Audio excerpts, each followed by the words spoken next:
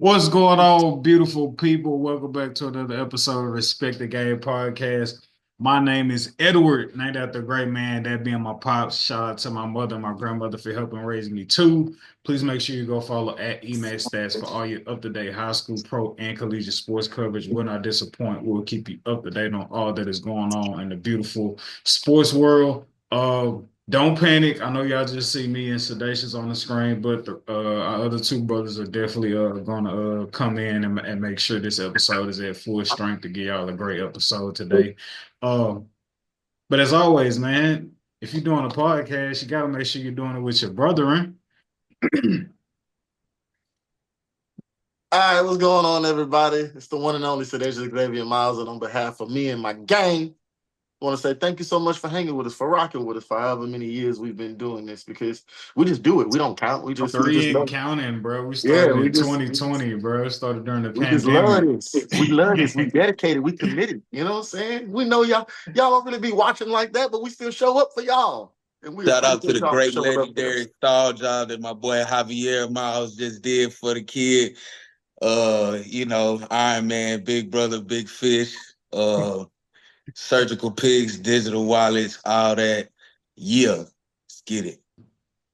Crossing over to talk about Bronny, obviously Bronny, he went down to the G League, developed his game, had his G League debut. Obviously, the numbers, I think they said tickets are normally $17. People was buying them and reselling them for like $200. Um, but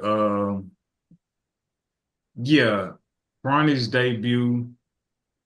He finished with 6 points, going two for nine from the field, 0 for 4 from three, 4 assists, 3 rebounds, in a total of 31 minutes, 2 steals, 1 block, 5 turnovers. Uh, what do y'all make of Bronny's G League performance? Do y'all see it possibly materializing into him developing and possibly us seeing some glimpses of him having a long-lasting career in the league? Do y'all think him being in the G League could help his game transfer him have a transferable game over into actually playing in the NBA? Yeah. Any perspective on his G League debut? It was very average. And be honest with you, I didn't watch the entirety of the game. I'm not gonna waste my life watching a G League game. No disrespect to LeBron James' son. Um, you know, I think I think Bronny has a lot of talent. So I did watch highlights and spurts of him and what he did more so in the action. And I still think I think Bronny is one of those guys who should have stayed at least 2 years in college. Maybe even a third, right, to just get that development and get that just basketball acumen underneath his belt as far as just getting the reps up going up against similar talent that's going to help mold and sharpen your skills before you get to that stage, right? So you don't have to drop down to the G League. You know what I mean? So at the end of the day, it's a great feat to play with your son on the NBA court. LeBron got to experience and get his Ken Griffey Jr. moment for the NBA. Great look for the NBA. But outside of that, we knew Bronny was going to get demoted to the G League, after those. He went on that 5-game tour, getting the cameos, getting the pictures. So LeBron, when he dropped the greatest documentary in NBA history, because it's coming. You Yeah. know it's coming, right? So that's how that was. Just getting some extra video footage behind the scene, maybe, some playing footage of him and his son. Like, it's gonna look good for the documentary, bro. I'm telling you. So yeah, that's all it is. I think Bronny can become a promising 3-and-D player in the league. How it's looking, at best case scenario, he becomes a great value Drew Holiday in the league. But so shout out to him though. I agree with what Sean Hart says. I feel like him going to the G League is the best thing to happen to him. It's kind of like a NBA boot camp to keep him away from LeBron. I think LeBron is like the worst thing the worst person he could be around. It's your father. There's the extra spotlight. You're the Like second being person I being heard who you say are. that. It is, bro. Being Like, who you are, you this don't nigga here with need his no dad. extra attention on you. You need to be working on like the basics and learn how to work within the play calls and just being a regular NBA player. That's enough pressure alone.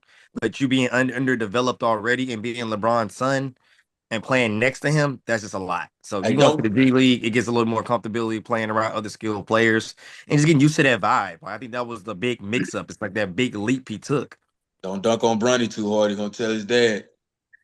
So I feel like to what you're saying, I feel like there's two sides to it, right? Some would say on one side, hey, you're learning from the best player in the NBA of all time. Why wouldn't you want to be under his tutelage, learning from your dad, so on and so forth? There's that side, but then there's the other side where you can say, hey, you're probably going to be in this league a lot longer without your dad than you're going to be in this league with them. So it's best that you start to adjust to the realism of him not being around you 24/7. Is Um, that true? Absolutely. Absolutely as well. That as well, but just more of just like it's just a lot of attention for an Uh, undeveloped player who barely got any minutes in college. I might be willing to take that bet. Or LeBron James still have pull even in retirement. Now, if you cut my son a little too early, you He gonna may be may some not have a executive. job next year. He gonna be some executive for Cleveland or LA or Miami as soon as Nigga, he retires. I would say I my was son is gonna be on a team. more. I would say more so Cleveland. I don't think he has a good relationship like with Miami. Um, maybe LA or Cleveland, possibly. I say, Um, I'm not gonna bury my son. My son's gonna bury me. I'll tell you, you better hurry up because Cayenne is coming up quick, and he's actually a baller, and you know how that's gonna raise up as far as the attention gonna go. He's Question. already here. Oh, is that? I Okay. mean, it's actually in the NBA. That's all I'm saying. Oh, I okay, just yeah, I I got just you. got a text in my $1,000 league with somebody saying, "Hey, you got a wide receiver available?" Ignore, brother. It's been close to the playoffs. No transitions, no transactions, nothing. Ain't got nothing for Oh, you. and talk with your kick it with your skate with your nothing, man. None of it, man. It's uh, love. still talking about Bronny. Since he's coming to the league, or even before, when you're trying to properly evaluate Bronny, yes, he's 55th overall, second round pick. Shouldn't be a lot of expectations or limit expectations on him. However, that's not fully the case considering who your father is, how great your father is, and us wanting to see if there's a glimpse of that in you, or if you will even like flirt with being half as great as your father. Right. All of that said, is it possible to be a LeBron fan but not believe in Bronny's potential? Of course. Because I feel like people who root for Bron are naturally, instinctually going to root for Bronny. And I feel like people who are anti-LeBron or don't like LeBron tend to try to shun and talk down on Bronny. Uh, if you like Bron, you like Bronny. If you don't like Bron, you're not gonna care for Bronny. But is there a fan base? Is there a world out there that exists where said fan could be the ultimate LeBron fan, but not necessarily have high hopes or belief in Bronny's being in the NBA? Easy. In Oh, the NBA, it's who's a out little there far. believing in LeBron? The Sorry. G League, he can stay in the G League and yeah, we'll be just fine with that. Or be a hell of a role player when he transitions into whatever he transitions to. I don't see him being the key element to any team no time soon. So who's out here believing in Bronny James? Like we were just rooted for the idea of him playing with his dad. I don't Mm-hmm. think nobody ever believed in him being like the guy of anything. Just like you said, at most a skilled role player to a Right. certain extent, 3 and D. But nobody's technically saying go Bron. Like they just rooted for the idea. That's what I've been rooting for the last 4 or 5 years. The idea for this man to accomplish that with his son. But other than that, like I don't think there's many people out there actually believing. Like he didn't even start or really get any minutes on USC. Like I don't see no reason for people to believe in him actually being successful. Like you already beat Jordan already because he made it to the league and you played with him at the exact same time. So you technically beat him in that comparison. So Yeah, he's gonna be a regular old Chandler Parsons. Chandler Parsons, don't do Chandler Parsons like that. Man, Chandler Parsons was stealing money. One Yeah, of the no, best robbers in NBA history. True, but he has some moments now. Don't he do the did man have some like that. spots. He has Yeah. some decent hot spots. He had enough to finesse. I say that. All right, let's get to this tapestry. NFL, NFL. Well, real quick, a quick synopsis of NFL fantasy. I know Izzo, you was talking about the Travesty. Sorry. $1,000 league. £1,000 of college. How you doing? Like, where you ranked at in your $1,000 league? Right, bro. I can tell you hit a You you hit a nerve. I don't want to misquote anybody, so let me actually go to the league, brother. Looks like that my rankings in the league, I am ranked 5 out of 10 spots.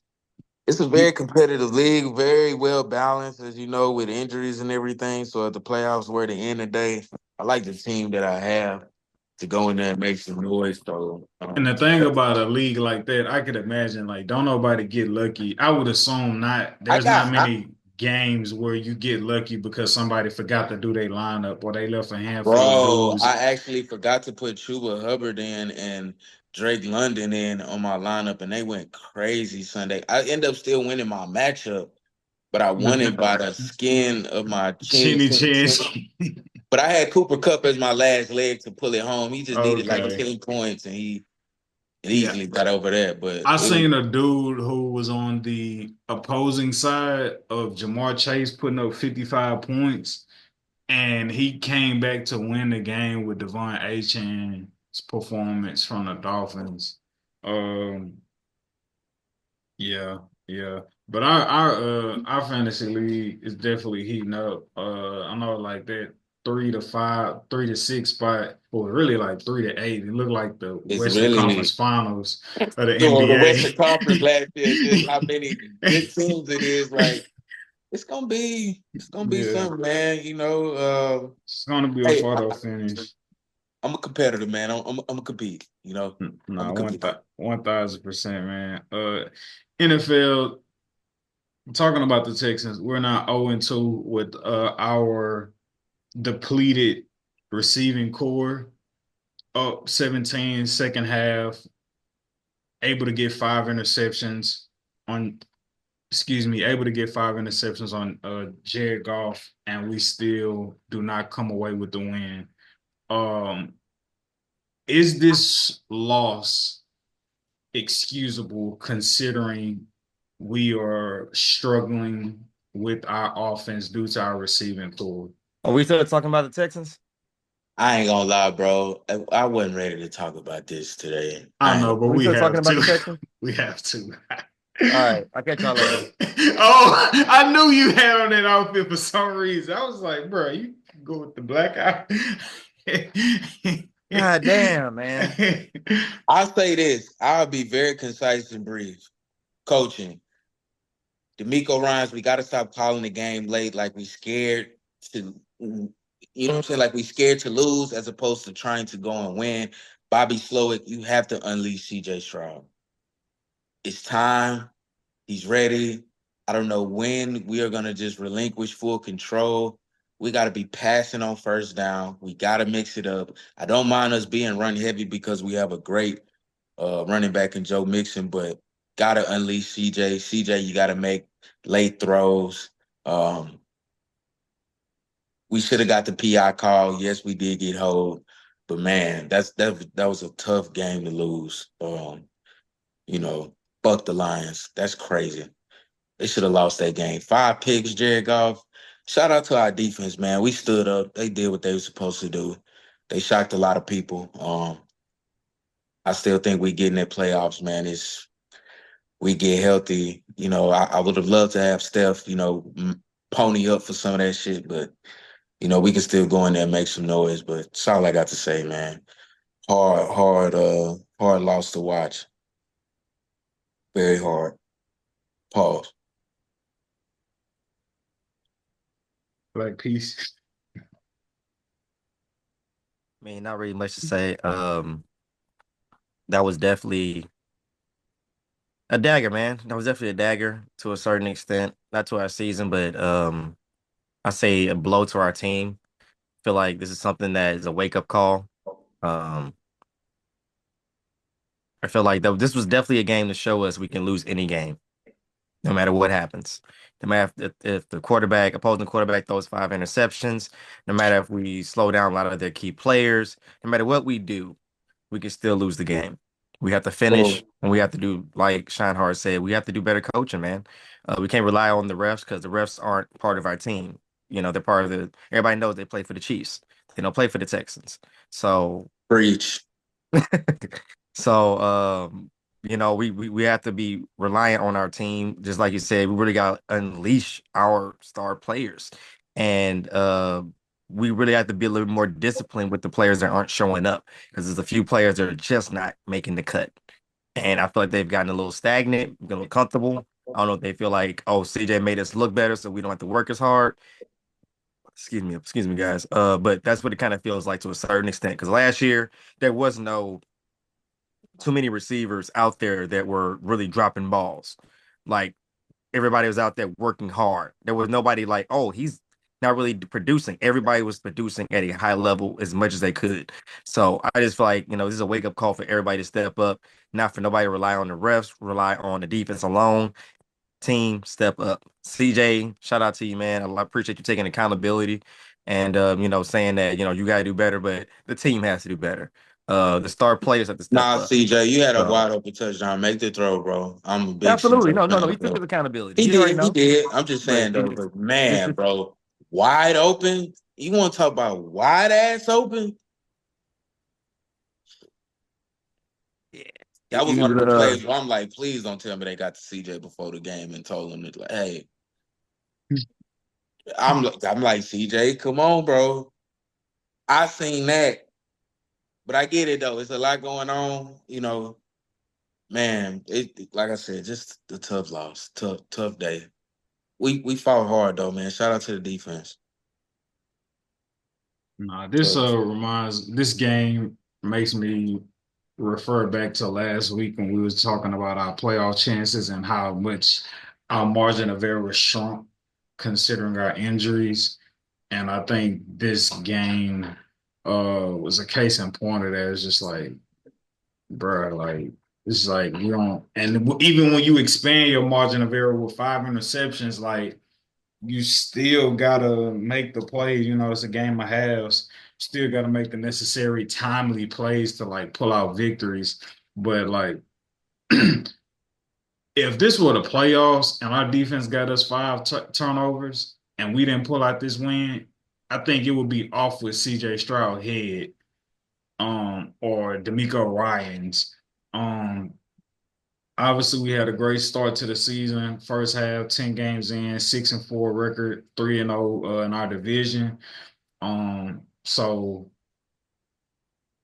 now we can't evaluate our team based off what we were at full strength. I feel like now we have to evaluate this team based off what our team looks like with the guys that we have available. Um, and that We can beat unfortunate. the Ravens coming up, bro. by the way, I have a We Rostradamus can. moment, folks. Rostradamus moment. I feel like it's time for little brother to beat up on big brother in the biggest moment of the season for both teams. Now, I feel like the Texans are going to unleash a offensive flurry against the Cowboys. 'Cause I feel like Oh Nico's yeah, going to come back. that's Nico's going to come back. No offense, they are damaged as well. They don't have Dak with a possibility to really just stirring up a good fight.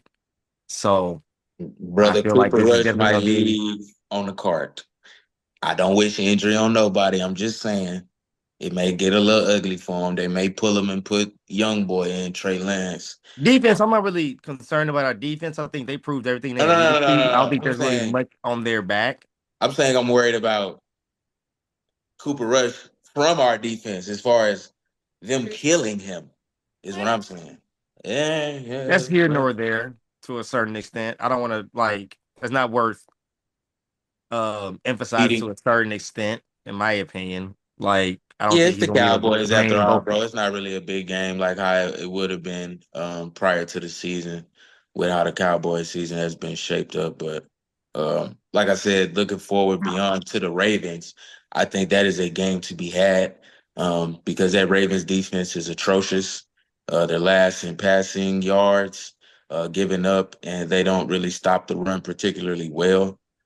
We do run the ball well, and I believe again, with CJ being unleashed, I do think we get more difficult to defend once we get Nico Collins back and Tech Dale kind of transitioning into that number 2 role again. I think Mechie has stepped up. I think he showed some good value these last few weeks, especially last week against the Lions. I think we got a real chance to upset the perennial 3-time MVP to be in Lamar Jackson. So it'll be a big game for us, after we stomp Dallas into the ground. And that's not trying to throw shade to Sedacious Cowboys. I'm Yeah, just absolutely not. It's just one spade. of those Just like calling spade a spade, bro. yeah, no, it's really more of like the storyline is built up throughout the season. It's just one of those like in order. It's one of those Really, penciled in honestly, it goes both wins ways. type vibes. Like honestly, it goes both ways. If I'm Dallas were to rubbing find a salt in way the to wound, so win, I'm gonna chill. But like I said, it is what it is. it really is a both. It's really a game for both teams. Like if Dallas were to find a way to beat us, that would come on now. Let's just play devil's advocate. If they were to beat us, that would literally give them momentum to be able to kind of beat anybody because we are a team to beat. That's what I'm saying. Bro, But their we season beat is them. over. We That just that's that's don't give them momentum to do nothing. They tanking. They looking for a high draft pick now. They're in the what they said. They're in the end game. They're 2-7, brother. This The shit is end done. game. The end They're too late to Cook. game. tank, bro. I'll tell you that. Well, That's they're in a funny. weird position, bro. They're in the end game. Like, The tanking in session. uh, I think that's a bit dramatic, to be honest. That is Like, not dramatic, bro. They have Cooper Rush in. They're 2-7. They're a bad football team, bro. oh, they're 2-7. Yes. What do you think was going on, bro? You're I thought they two were and four and seven. six. No, they're Oh, four and four, six. I thought they were like 3-5 or something. 2-7, 4-6. Last in they not last in that division. That division is horrible, but they're not gonna win the division, right? Did you I say the don't. division was horrible? No, Oh, I that's said quite. they're They're they're three, horrible three and in their six. division. They're Oh, three They and okay. y'all are six. third. Now Yeah, the Eagles and the Commanders are good, but the Giants and you all are garbage. yeah. So if you want I to think the split it Giants might be evenly, better than us right if we now, want to call the division good of two good teams, bro. Our yeah. division is better than y'all's. Stop playing. Our division way better than y'all's. Stop playing. Yeah, y'all got 2 and we got Look 1. at I what he's want to. reverting to, bro. I'm not gonna argue. Y'all All got for the I'm not same gonna shit. argue with either because the We Titans still are been shit in show. the The NFC Colts are East. bad, and then the Jaguars are horrible too. So I can't fight it this year. But man, hey, Well, I mean, that's what kind of confuses me congrats, bro. because You got a better from division the than us. Texans, from what I got from the Texans game, Cancun 03. there's no. I wouldn't panic if I was a Texans fan right now from me seeing them against the Lions because they have done better than most teams against the Lions. And to generate 5 turnovers, now granted, there's a rook. It's a not a rookie quarterback, but a younger If we quarterback get the pass interference versus a call, we veteran win. quarterback. So I In my mean, opinion, I think the only thing that went awry for the Texans was what you said earlier. They don't let this young man just display his talents for real, and you can see from the other sideline that I they're want capping Bobby him, Slowick and then gone. there's blood in the water at that point. Bobby Slowick should have took a head coaching job while he was hot.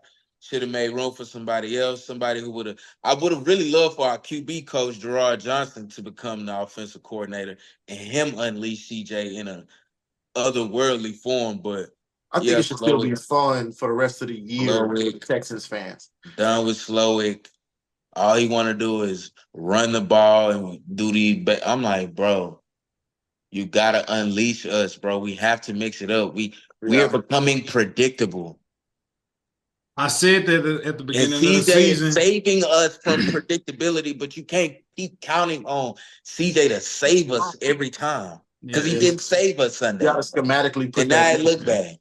I said that at the beginning of the season, if y'all remember when we got mixed, and I was like, I like it, but I don't want us to turn into a run heavy. Like, I still want the offense to be facilitated through CJ's greatness. CJ, right, bro. We don't need to. He don't. Maybe he leaned on the run game his rookie year, bro, but he didn't even have to do that. It was like, do you feel like the play calling right now with the OC is a result of, again, our receiving core not being what it was at the beginning of the season? Oh, bro, because CJ took a lead, bro. He's in the second year of the offense. Unleash him, bro. He's proven that he's a force multiplier. We don't need premier receivers in order for us to run the gauntlet of the playbook, bro. We have capable enough receivers that if spread out, bro, defenses can't really key on. And if you do key on Nico, Tank can still go win 1-on-1, bro. We still got, I believe in Mechie, bro. I still think we got pieces that can separate enough where CJ can still be surgical with the ball downfield, intermediate, deep balls, whatever the case may be, bro. You just have to give him the opportunity to do so. I can see if we were given the opportunity, like, man, these just ain't making plays. Ain't been the case. Ain't been the case. I'm just like, hey, man, eventually you got to take the training wheels off of him, bro. He ready. Like, I'm going to just start thinking you inept as a play caller now. You out of this Kyle Shanahan system. Even Kyle, like, you got to know what you got, bro. Kyle do that because he try to cover it. We ain't got that problem, brother. Unleash this man. Yeah. Dacius, I don't know if you have any thoughts current. He's making the wrong adjustment. That's all. The adjustment shouldn't be to put the ball in Joe Mixon's hands more. The adjustment should be to have that healthy balance of running the ball and allowing this guy to be able to attack the defense, see the holes in the defense, feel how they're trying to play him so he knows how to play them. Shout out to our special teams, man. Fairborn, bro, you turned into the #1 kicker in fantasy football. I have you on my team. You had more fantasy points than CJ Stroud this past week. And I just want to shout you out, bro, and let you know. Who's this nigga that made the kick by like centimeters? Yeah, he from not Huntsville. He from down the street. What team? Up in the group chat. He's from down the street. But yeah, as far as the Cowboys and the Texans, Tomball. Yeah, right. Yeah, we don't care. Yeah, same shit like Jimmy. I'm from Tomball, Texas. Shut up, nigga. You sound unfortunate to somebody who don't know. Exactly. Tomball is still Tomball, fool. I can't just write the Cowboys off. It's kind of like a sin. But if I say who was favored, the Texans are highly favored to win this. And yeah, that's why I stand with it. I'm still gonna turn my TV on and root. And like I did for the Eagles until I fell asleep, because I knew what that was gonna be once I saw what it was gonna be. And it should probably be the same. I'm just waiting for the Cowboys to beat that one team where everybody think that they're gonna wash us. It's like 2 more teams left this season where everybody think that they just gonna blow us out and we're gonna win that game. I'm hoping it's not the Texans while y'all talking all that ish right now. Hey, I'm keeping it factual, not ish talking just for the record. No. Do your thing. I'm just saying. Do your thing, brother. Hey, all 3 of y'all, man. I ain't gonna stand in your way. I love it. I goddamn love it. I be secretly rooting for these niggas. Like, come on, do something. Dacius, I think it's fair to possibly say that it's a full-blown consensus that Mike McCarthy not returning next year for the Dallas Cowboys. Yeah, and I'm not even worried about no goddamn Mike McCarthy. But I got you. But I mean, like, where's your mental process in terms of like all things about the Cowboys, whether it's Oh, we Mike. hope that Jerry Jones is on the Diddy tapes. That's what we're praying. Both fingers crossed. Crossing them again like this. Are we gonna speak on the fact that Jerry Jones was caught on a hot mic on the Jamie Foxx video talking about? Oh, sorry, podcast members. Yeah, you tripping, bro. You tripping, and this is the guy we got running the organization. I'll leave that there. I won't even get into the details, but yeah, Jerry Jones, he is a fan. And by fan, that is a famous acronym that has been made famous by Kendrick Lamar. And I'll say, if you know, then you know. He's a fan. He is a fan in every sense of that acronym. Mm-hmm. Maybe not the end part of it, but you get it. Bro. I've been sick of him. It's just how all these people is now all of a sudden it's Jerry Jones. It's like, bro, like, yeah. We hoping he on the Diddy tapes.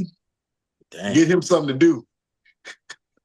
Well, no, actually, we're hoping him and Stephen Jones is both on the Diddy tapes together. Give them something to do. I don't think Stephen Jones is that important to be. Oh, you don't think so? I mean, if Jerry died today, it'll go directly to Stephen. No, I know. I'm saying, but I don't think y'all best bet of getting rid of Jerry Jones is hoping for a Donald Sterling situation. That's what I'm saying. That's what I'm saying. He ain't gonna never go that way. We ain't gonna never see that, bro. I ain't gonna lie to you. I know. I'm not gonna say I know that this nigga's racist. I don't know this nigga, but he's been doing good for the last decade to be able to kind of keep a handle on that, because he did with the Colin Kaepernick shit. It was like, hold up, nigga. And it's like, since then, he kind of been able to ain't gonna have no prisoners running that. He's been able to tuck that. So I can't bank on the racist thing coming out, because he's been like, yeah, this Diddy tape thing, when you sent whoever sent that to the podcast, I'm like, yeah, that person knows. Actually, y'all just got some info that y'all really shouldn't have got from Cowboy Nation. That's what we're hoping for and banking on right now.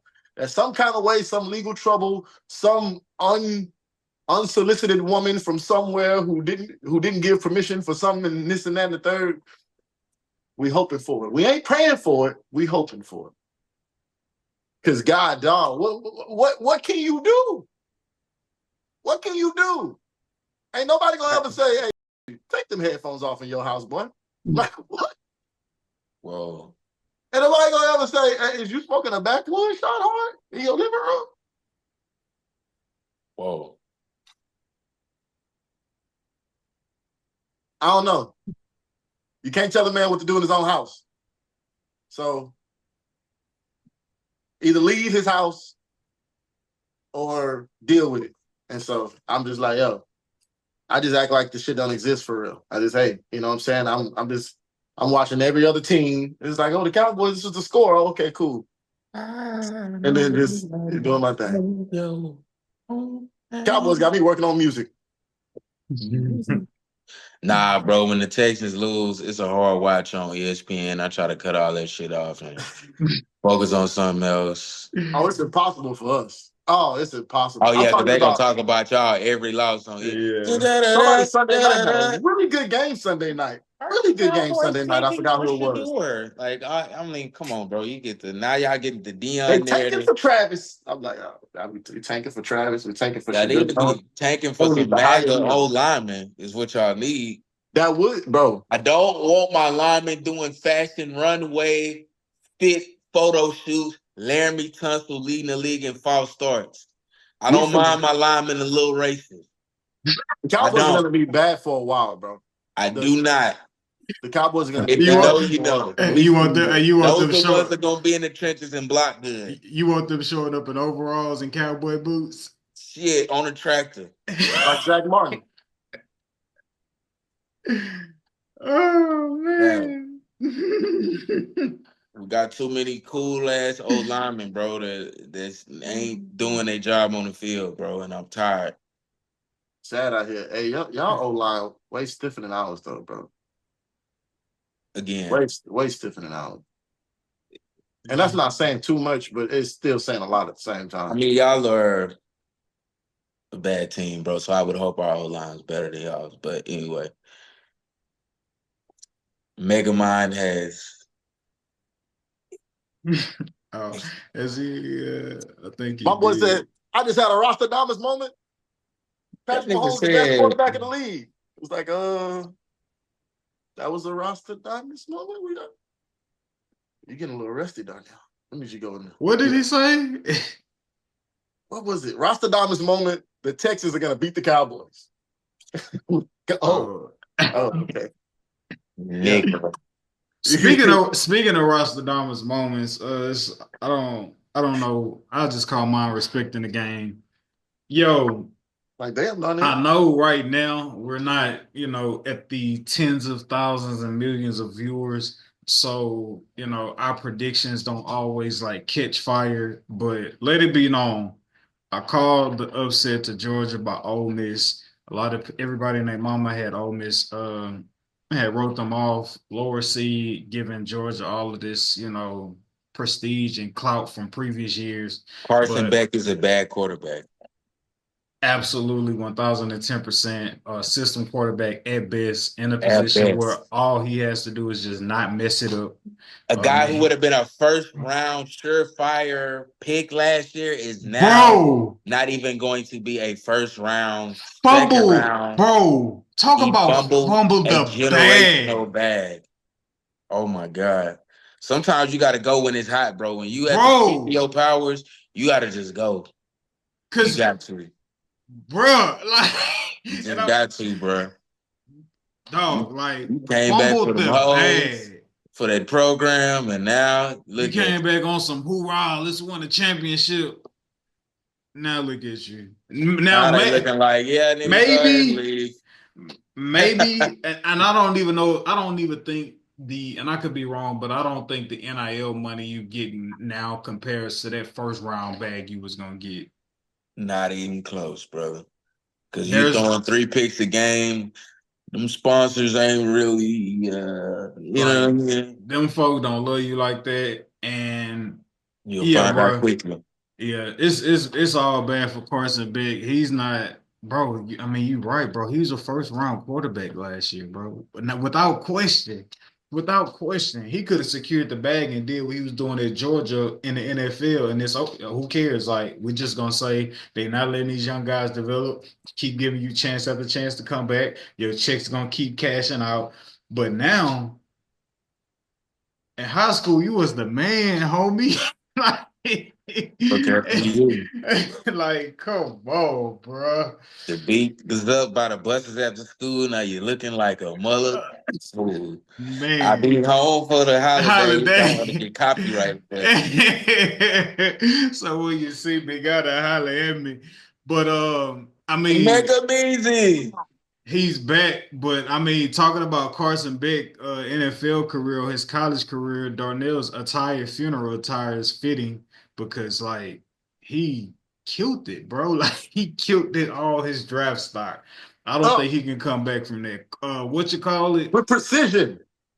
He had an injury, but I also feel like who's flirting with that too is Quint Ears. I think he's also flirting with killing his draft stock game by game, especially with Archie Manning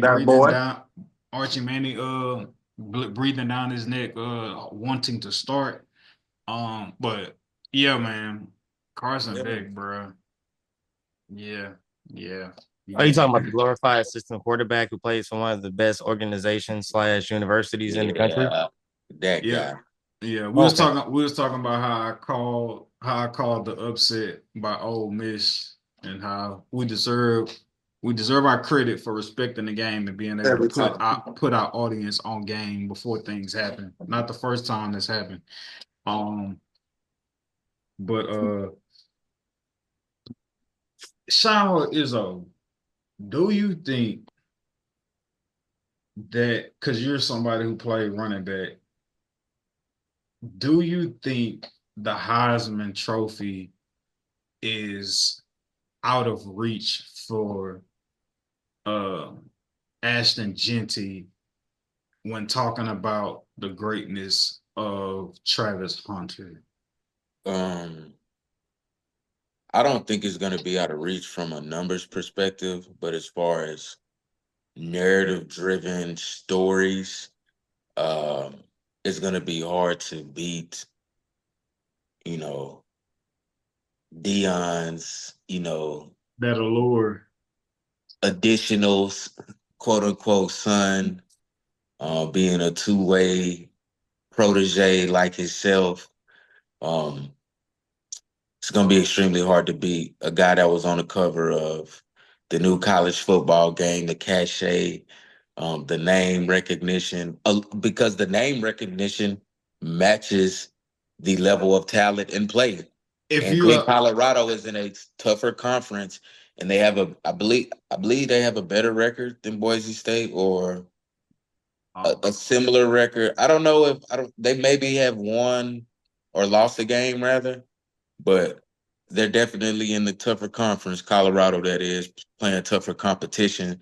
So I think from that vantage point and him being a two-way superstar, um, he's going to have an uphill battle to win it. It's going to be extremely tough. He's going to have to rush for like 3,000 yards, something crazy like that. Even though that's not going to happen, right? It would have had to been something crazy. Like you're going to have to rush for 2,500 yards in order to be really considered to be a front runner to win it. Boise But State, 8-1, Colorado 7-2. like I said, Colorado tougher conference than Boise State by far. So, To but you your could make the argument that college football is the most even it's been with the transfer probably portal, ever due to the transfer portal, it's bro. It's like a lot the of talent spread out evenly amongst the country. right, and so it's just like though you instinctually put all of that cachet and value in a Power Five, Big 12 team, one could argue that the talent is, like you said, equal Mhm. in a Midwestern conference like Boise State. But I want to go back to your point, what you talking about. It's going to be hard to beat a guy who's on the front cover of college football 25 and somebody who the media follows around the clock, almost up there with the Cowboys and the Deion Sanders. Um, I know my wife, she was talking about when she was in college, she was taking an advertisement class. And what a lot of people don't know is that just as much as the Heisman is a campaign about what you do on the field with your numbers and your stats, the Heisman is just as much as it's about what you do on the field, it's also about the campaign that you do off the field, right? And I bring it up to say you Big 12, you Travis Hunter, you're on the cover of College Football 25. Your head coach is a star and a marketing genius for all of the media to come out and see. Um, I'm pretty sure they've had far more big known primetime games than Boise State. And also, I say all that to say, with the Travis Hunter campaign, what also is going to play into him possibly winning it over Ashton Genty is the fact that we just see Travis more. And even if Travis not trying to be seen, there's always a camera crew following him around. You think about Dion's oldest son who has the media company and always having him in front of the camera. You think about the Bleacher Reports and how they got a Travis Hunter podcast. You got the Shador podcast. So you're constantly throughout the week, whether you're looking for it or not, you're constantly seeing Colorado content, primetime Deion Sanders content in your face, whereas you're probably only seeing Ashton on Saturday, but you're seeing Travis Sunday to Sunday, you know what I'm saying? And sometimes twice even on Sunday. You know what I'm saying? So Boise fans, if you're listening, Boise athletic directors, if you're listening, you may be too late at this point, but like you have to put a campaign behind making sure Ashton Genty is constantly in the face of all the college football fans and as well as all of the Heisman voters and the media people who get to vote on it. You got to put a off the field campaign together to complement his greatness on the field. Otherwise, his greatness is Colorado gone. is also ranked now. They're ranked 17 college football playoffs just came out. They're ranked 17. Boise State ranked 12 or 13. That's that.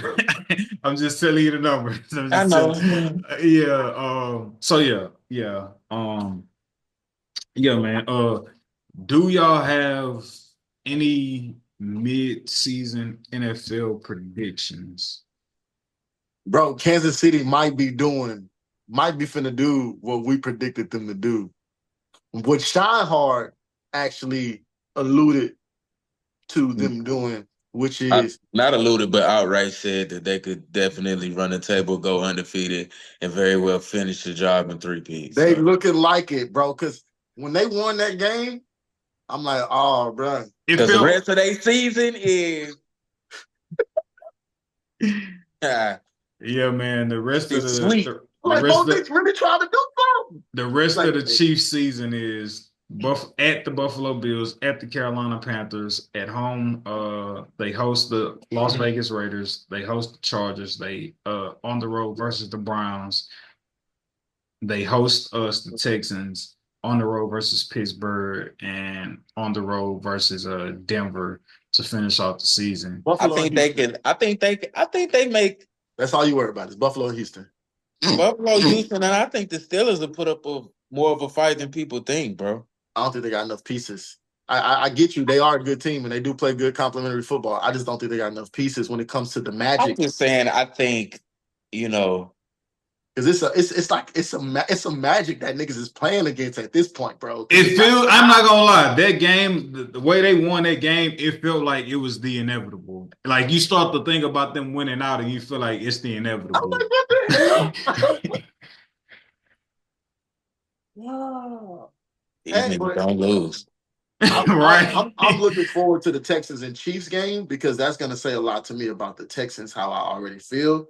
Because I feel like the Texans are right now in that cusp of before Kansas City became Kansas City, right? Before they became Kansas City and they just had Alex Smith and Jeremy Maclin and those guys, they still was tough, right? But they wasn't what they are now.